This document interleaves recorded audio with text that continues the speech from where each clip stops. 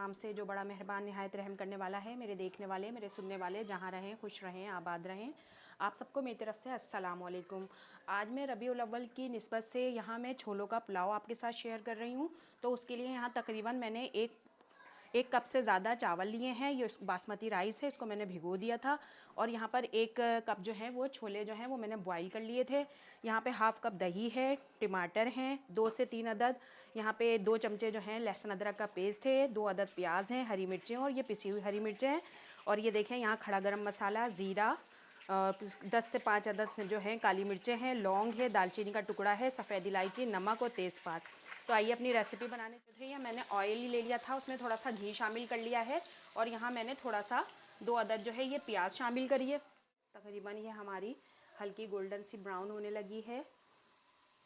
यहाँ पे मैं ये तेज़पात और ये ज़ीरा गरम मसाला जो है ये शामिल कर देती हूँ। ये देखिए यहाँ पे हमने ये ज़ीरा गरम मसाला, ये लहसुन अदरक है, ये देखिए ये जाएगा इसमें।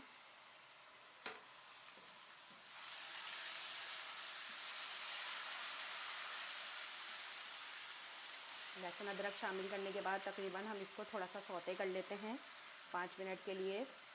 सौते करने के बाद जो है यहाँ पर इसमें जो है ये टमाटर जो है ये शामिल कर देते हैं।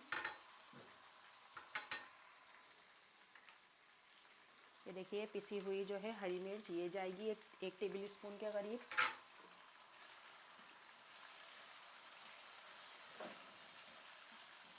ये थोड़ा हमारा ये टमाटर जो हैं थोड़े गलते हैं तो फिर इसमें जो है, क्योंकि छोले जो हैं वो हमारे बॉयल हैं, बहुत मज़ेदार पुलाव बनता है। रेसिपी आपको समझ में आए तो ज़रूर लाइक शेयर कीजिए। और किन किन शहरों से, किन किन मुल्कों से आप मुझे देख रहे हैं तो कमेंट सेक्शन में ज़रूर बताएं कि आपको मेरी रेसिपी ये कैसी लगी। अब यहाँ पर थोड़ा सा दही शामिल कर देंगे।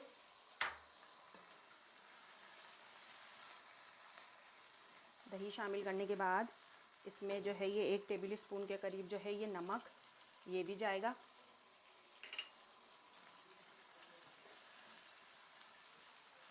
इसको जो है थोड़ी देर ढककर जो है इसको पकाते हैं ताकि टमाटर जो हैं ये हमारे गल जाएं।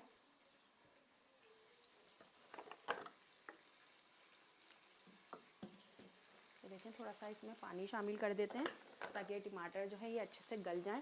तो इसको थोड़ा सा 5 मिनट के लिए दम पे रखते हैं और ये वो शामिल कर लिया है। दही शामिल करके इसमें हम थोड़ा सा नमक शामिल करेंगे अकॉर्डिंग टू द टेस्ट। नमक जो है यहाँ शामिल करने के बाद इसमें यहाँ मैंने ये प्याज, टमाटर, हरी मिर्चें और हरा धनिया जो है ये शामिल किया है। और ये रायता जो है हमारा तैयार है। इसमें हमने हरी मिर्च शामिल करी थी तो इसलिए मैंने पिसी हुई या कोई मिर्च इस्तेमाल नहीं करी हुई है। देखें हमारी ये सैलेड रायता जो है ये बन के तैयार हो गया है।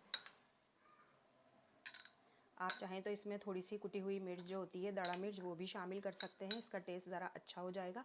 ये देखिए हमारा रायता बन के तैयार हो गया है। तो यहाँ पर हम ये छोले जो हैं ये शामिल कर देते हैं। ये देखें ये छोले शामिल कर देते हैं और यहाँ पर ये चावल जो हैं ये भिगोए हुए चावल जो हैं ये ऐड कर देते हैं।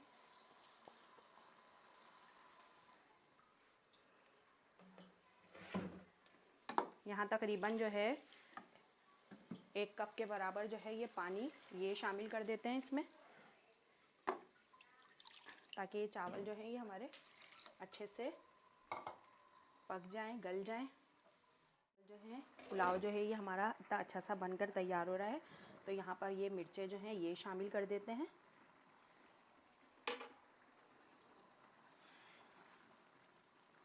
ये देखें सफ़ेद सा अच्छा सा पुलाव जो है ये तकरीबन बनने में तैयार हो रहा है। और अब इसको जो है दम पर रखते हैं इस तरह, और थोड़े पानी जो है इसका खुशक हो जाए।